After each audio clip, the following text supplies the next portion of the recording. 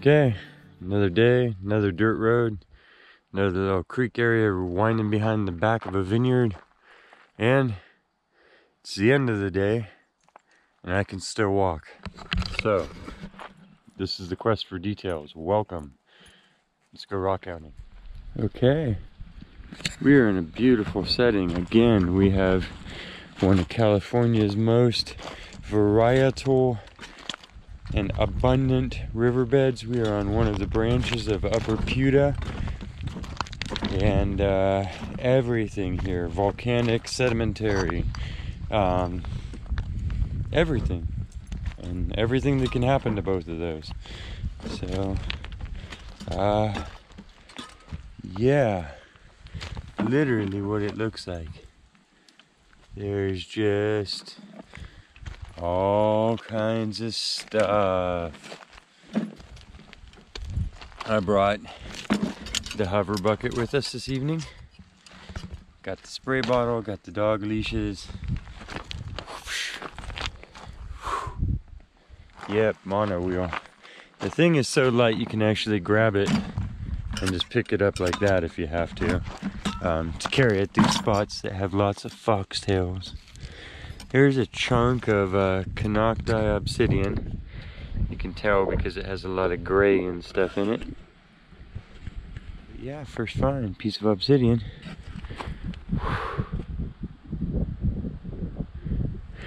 Gotta hold this camera farther away from the objects that we are filming. Sorry for all the fuzzy shots in previous videos. Here's our next little creature. It's again a crevice agate. It's all chalcedony that filled in the empty spots left probably in the layers of sediment. It's usually sediment around here. That's why they're so flat and pancakey. So it's also not a seam that you would see like running long ways through some rocks.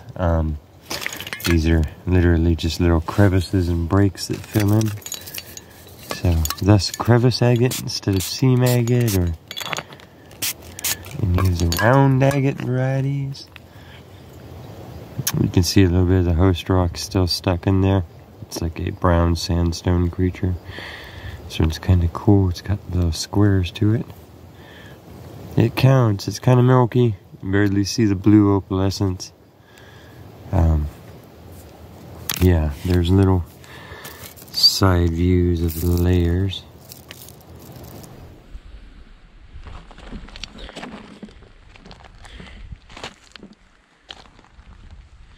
The reason I'm not picking up every single one of these different colored rocks is because we are of course looking for some agates and or anything else that stands out even beyond just the really awesome mix that you see. So yeah, I'm being a little bit picky.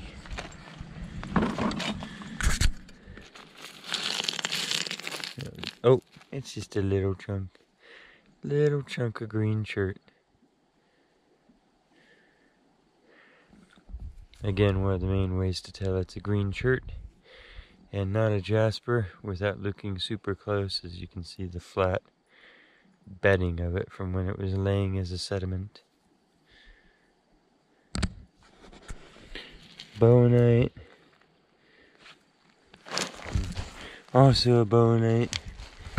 See those sprayed.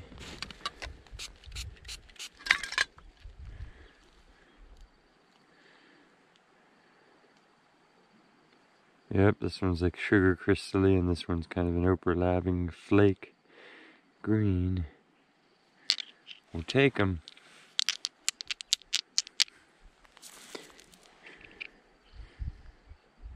Looks like quartz. I think I see a really cool, we get a type of volcanic ash here that's compacted, called tuff. You may have seen it in the other videos. And then it gets iron staining, just like Wonderstone sandstone does in the deserts. And look at the landscape on this one. I love these varieties here because it gets the different hills to it. When you cut it, all of these colors come out richer. So the dark that you're seeing will be dark reds and browns. But yeah, it mimics whole hillsides, hillscapes, rolling mountain ranges, canyon lands. That's a nice piece right there, for sure. Going home with us.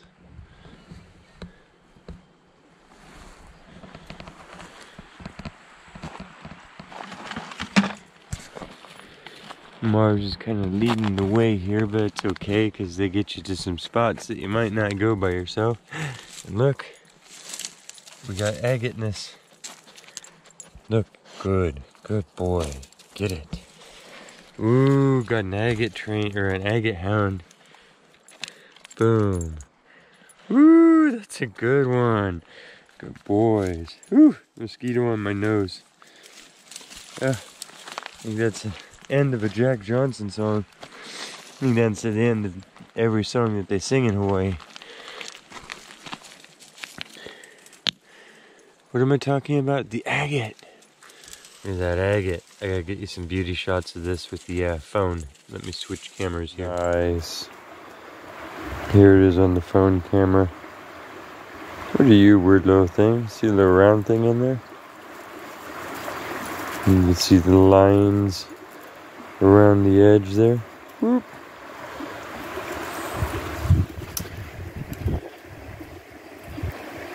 Yes, sirree. It's a fun little agate. Liking that. Ah. Good stuff, good stuff. Yay! Okay. Back to the quest. Nice, Mars. We're in these ephedra bushes too. That's what these are. These are all Mormon tea bushes. We're surrounded. Okay, that lured me in. But I see that it's just, not just, but it's quartz. It's a big gob of quartz. It's not cassetney, which is what I'm hunting particularly here today, over quartz. But then what we almost stood on, what we were just standing on, was this. Oh yeah. Oh yeah, look at that valley in there. That is nice. It's got like misty mountains in the background. Again, all these patterns that you're seeing will intensify. When you're cutting it, it just gets sun bleached on the outside because it's iron staining, so the pigment gets bleached by the sun.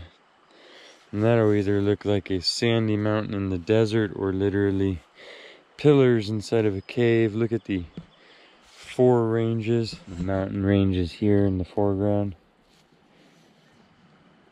Oh, nice. That's nice. And thin. This stuff is fairly soft. Look at these hills rolling here, overlapping each other perfectly. This dark edge on this stuff it tends to make, that's like the horizon line, just if you were drawing something. The same thing. Okay, good rock. Beautiful half moon up there. Hope you can see it. In the hillsides. What I was gonna show you was all of the red jasper. Now I don't collect it a lot in my videos anymore, just these plain reds. And I don't mean to call them plain either. But it is a predominant jasper around here, to the point where as you're gazing across here, yes, that's what 30% of the reds that you're seeing are. They're jaspers of different grades, but mostly shades of red. So again, let me just stop and wet some of these. I do look through it because it's where a lot of our actual jasper agate veining occurs. And you can see beautiful blushes of different colors in there. You can see the salmons and the reds. But just to let you know, even that I'm not picking it up, it is here, it is abundant. And if you're coming for those different jaspers and stuff, the reds are definitely here, for sure, for sure. And I see here we have these, which we've learned. This is a Leisgang, spelled more like Leisgang, pronounced more like Leisgang formation. Sorry, the mosquitoes are actually getting to me. The ones that I was calling ironstones in the fossil videos. And those cut pretty nice, pretty cool. This one's chalky inside. They can have different layers, there are different hardnesses. Pretty cool, pretty cool. But before I forget, over here in the bush, are you an agate? Oh, it is. This one's got a lot of blue to it. Nice. I have you on this clip rig. I can't really show it to you without dismantling you, but you clip right on here. So I'm hands-free. It's nice having a little tripod. And then I left our water bottle over here. Little, ooh. Yeah, I think we're gonna do beauty shots. Cut. Here it is, in all of its glory. You see the little blue tint to it, its opalescence. Little druzy pocket in there. There's the side profile. Again, mostly the druzy stitched together with just the chalcedony on the outside edges there. Typical crevice agate formation. But yeah, boom, another agate for the trip. I love you. It's one of those where I was bringing one rock over to the camera, probably this one. Let's see the obvious landscape and sky potential popping out of that one, and stumbled on another. Oh, you're not even the ones we stumbled on. You just stay there. We were looking at this one next. Again, besides for the, I think that's dog footprint there. You can see the different landscapes and texturing in that one. Ooh. Right? And brought it over and set it down by this one. Again, lots of little lines, intricate banding in that one. More hidden up in the sky that you can barely see, that's like faint. That extends all the way down, that'll come out and look like a swirly sunset at the edge of a canyon. And then this one that we set them all down by, we haven't even looked at yet. Ooh, look at that, like Van Gogh sky is what I call that on these. Just because the crazy concentric circles and starry night look and all that. And then the painted sandstone look of like worn sand bluffs.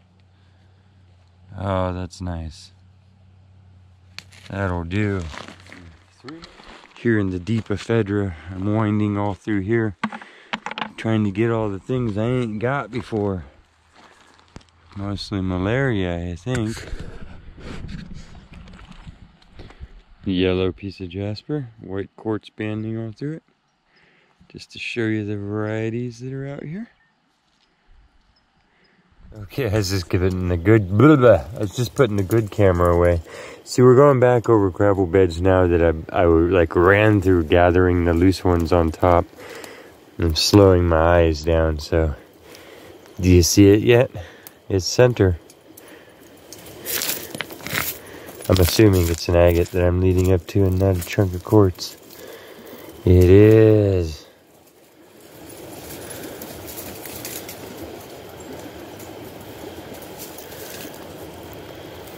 Let me spray that. We'll see if any lines come out. It's beat to heck from bouncing down this riverbed since it lost most of its host, but that's how it lost its host.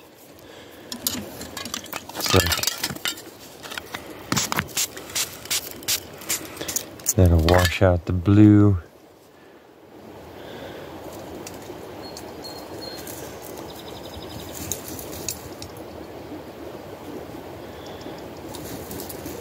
Nice. Okay, we can spray that side too. Every time I slow down, I get swarmed by mosquitoes. It's just the hour and the location.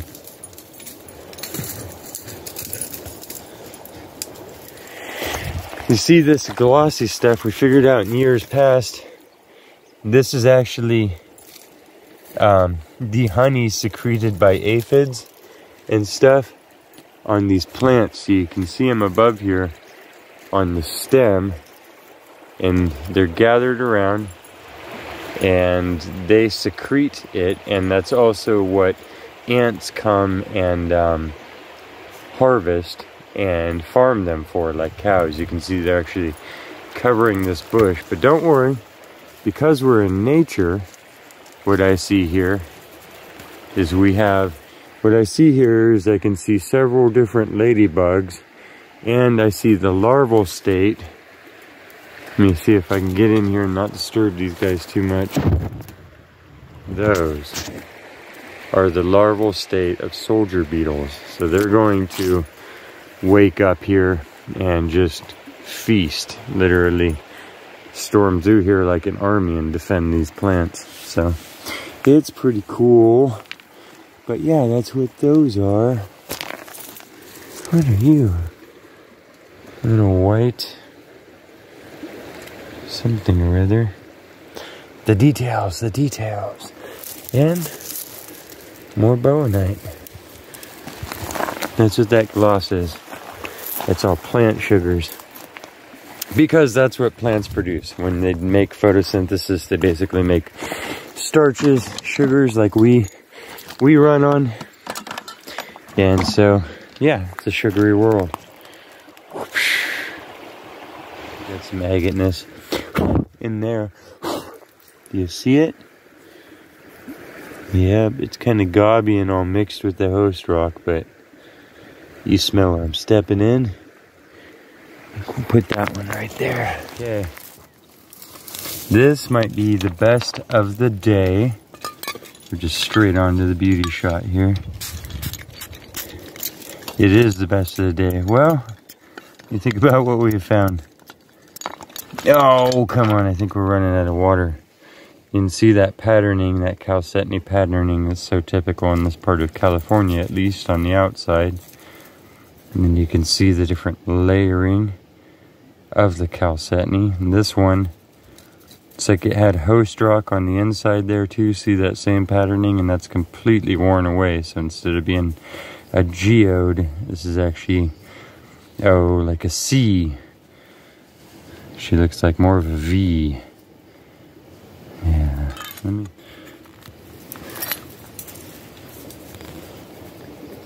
Ooh, crystal world. And see the clear blues around the edges. That's a nice one.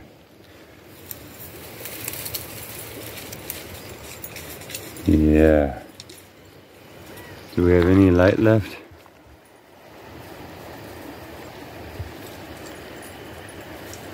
That's what we came for. Good work. Okay. Yay! Into the bucket with you. Quite a little pile of agates in there.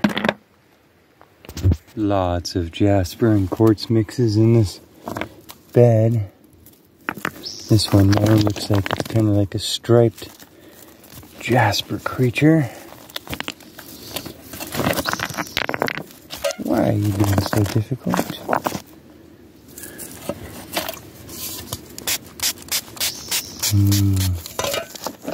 It's got nice details going on with it. The fracturing's all been infilled by quartz. And it is blackberry season. So all along this trail, oh, it's just such a good water year. So many blooms, and every little bush, these are little bushes on top of gravel beds that normally only the ones by the water would be getting the good berries on them. So everything is loaded. So you can just walk along and gather berries. And they're watery, and they're plump. No dryness, no bugginess to them, just pure goodness. Oh, see what I mean? Sometimes their dry years are only a few and a wave it off. There's so many more red going.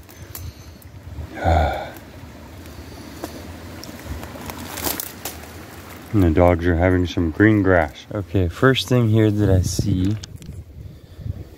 big calcite crystal or crevice calcite formation.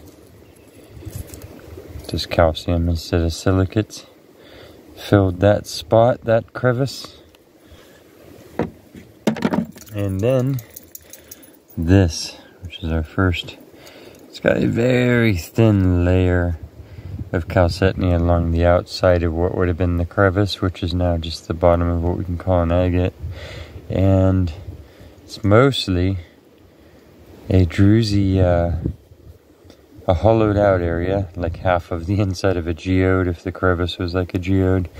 And those are all crystal tips inside there that stitched together when they touched. And all the host rock gone from it. There's that calcitiny patterning that you can kind of recognize on the outside there. Yep, we can go ahead and spray that and show it dry first in case you never know how it's going to change. See the translucence of the crystal there a little bit better. Not bad, not bad.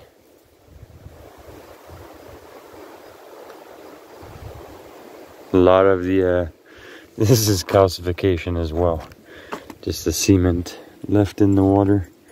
It has stained a lot of the rocks. Ooh, nice piece of chert. Nice green like we like. Big thick slab. You can see where it would have been the top and the bottom of the layer. So the layer of this would have been that thick.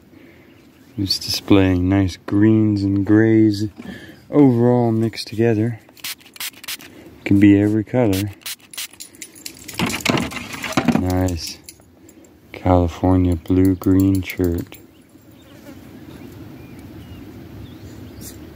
Look real close.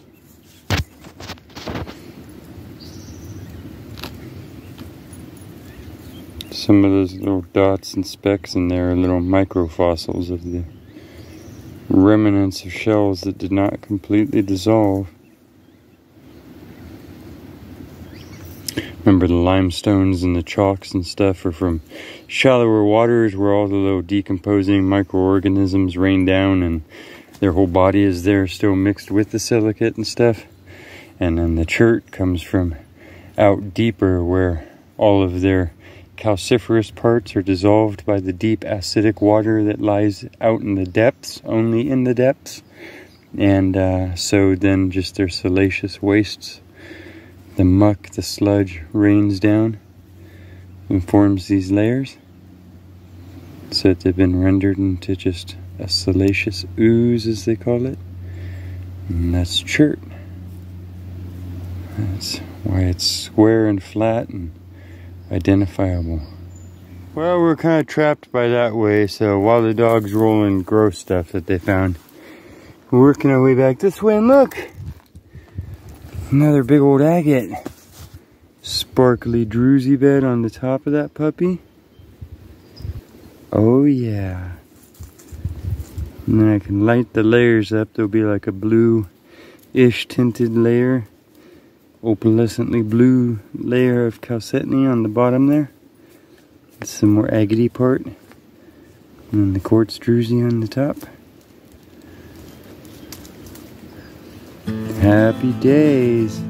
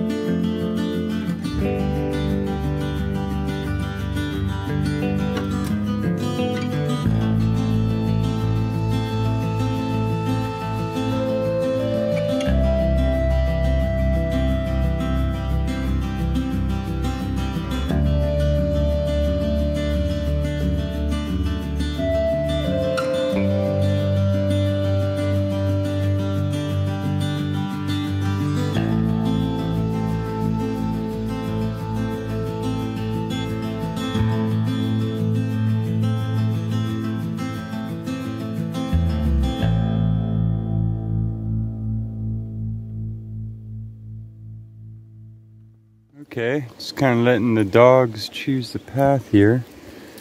We kind of got to this far bank. See, it's mostly the wasting of the mountain above. Very little gravel, so this is like the forest meander of the river in its ages. You can see there's a couple intrusions there where it may have swung wider in the layer, but not much. It's generally dirt. So we're at the edge of the gravels of an expanse that's massive. This might be a beaver dam.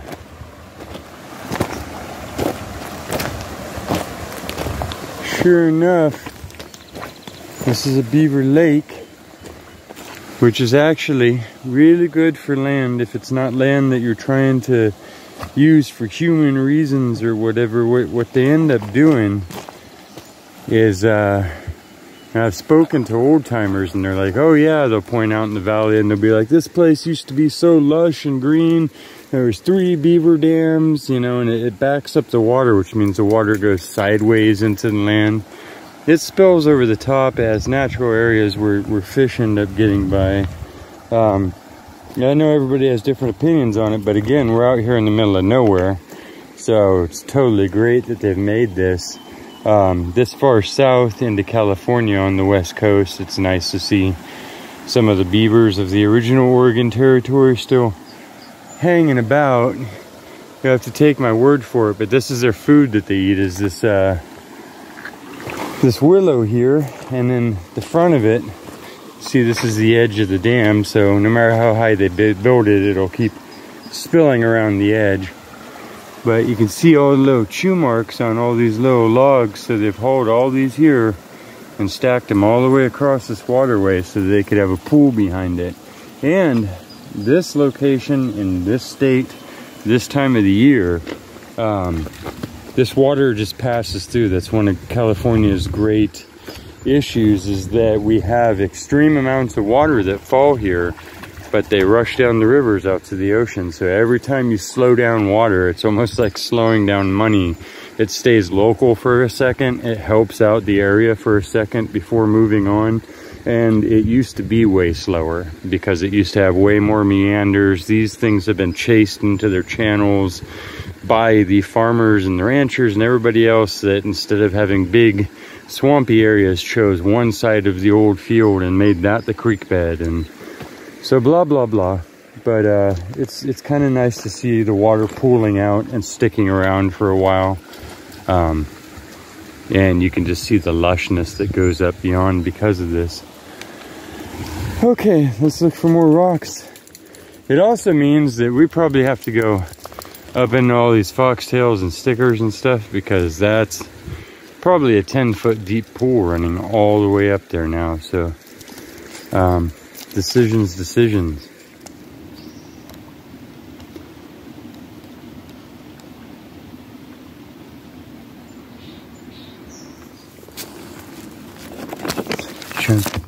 Shirt here. Tip of the iceberg syndrome. Oh, it truly is. Oh.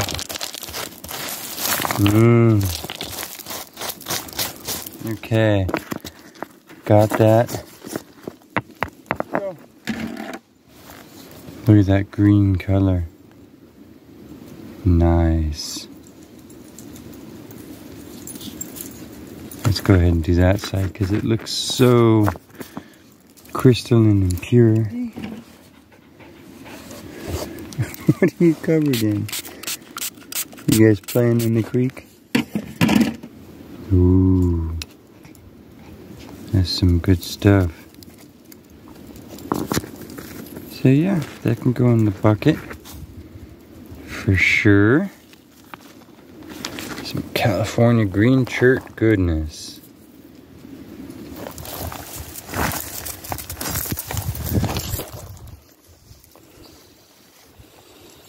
Oh, look at that chunk of green. Spray it.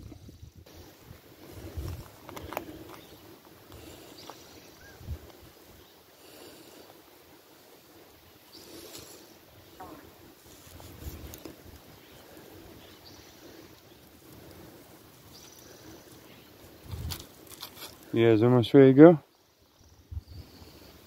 Had enough swimming, had enough walking? Our paws are sore. Okay. Oh.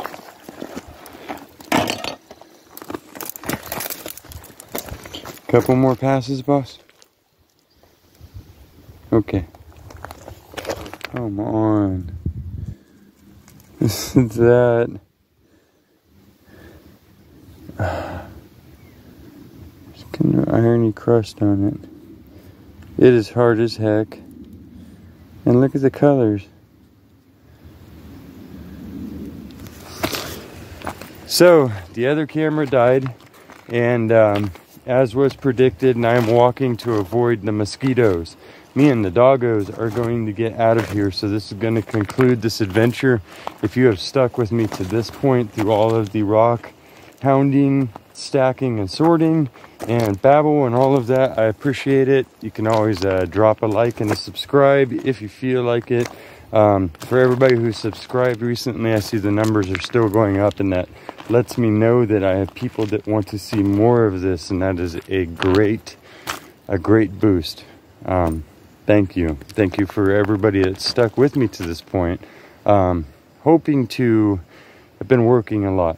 I've been doing my day jobs a lot, and I get home tired, so I'm hoping to edit some of these videos that have stacked up on me a little bit here, and continue to go out on adventures, and yeah, get a whole bunch more out to you real quick. So probably a couple a week now instead of just one a week, and that's what's going on with me. So till I see you next time, please take care of yourselves, take care of each other if you get the chance.